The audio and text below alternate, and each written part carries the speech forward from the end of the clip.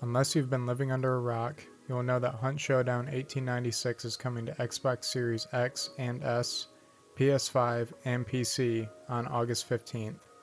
Yesterday, the YouTube channel, PC Gamer, posted an interview with Scott Lucier, one of Crytek's design directors, about the new map coming out, Mammon's Gulch. Today, I will be summarizing the interview for those of you who do not have a lot of time to watch this interview, but it will be linked in the description.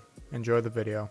The first thing I'm going to talk about is map design. Mammon's Gulch is set in Colorado in 1896, and it appears the map verticality was a large focus during the development for Crytek. As you can see in the video, there appears to be many levels that friendly and enemy hunters alike can use to gain an advantage on unsuspecting hunters. Another feature of the map they discussed in the interview was the dense forests. This is an exciting change in my opinion for the sneaky rotations and avoiding long lines of sight. At the central part of the map, we'll find the mines, which connect directly to 4 different compounds. The goal of Crytek in this is to provide safe passage for players who get to the center of the map at the expense of audio cues.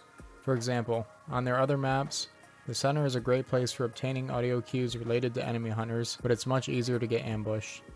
On Mammon's Gulch, there will be less information in the middle map due to the obstruction of the mines in the mountains, but it also provides safe passage compared to other maps. Scott also spoke on how he anticipates players will use the mines for gameplay. He stated that the mines will be a great place for trap gameplay and repositioning due to the dimly lit conditions and the variety of routes into and out of the mines. I believe this will be a good place to rotate to different compounds due to the multitude of routes, and it appears that it could also protect you and your team from enemy snipers.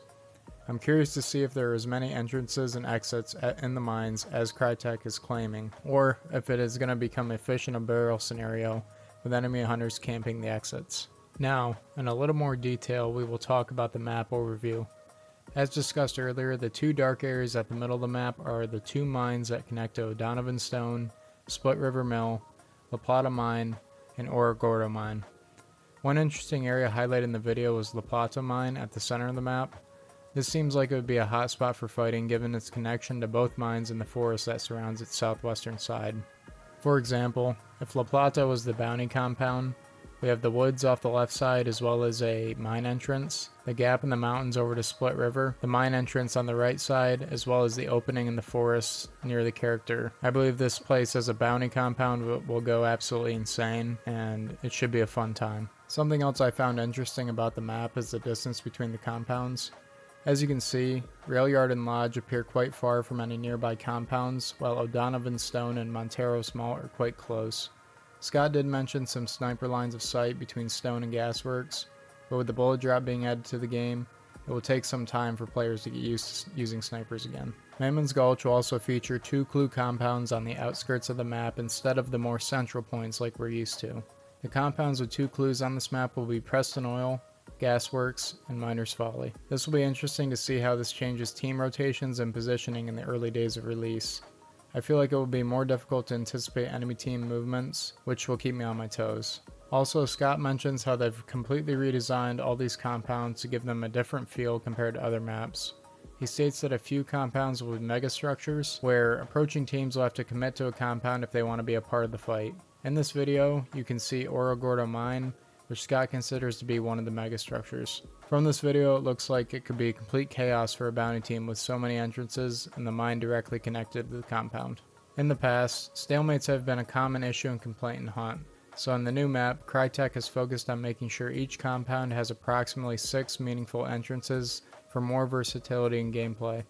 I believe this will be a good change, especially against enemy hunters who turtle up on the boss layer with traps. Along with this change in entrances to compounds, Crytek has also changed how traps can be placed.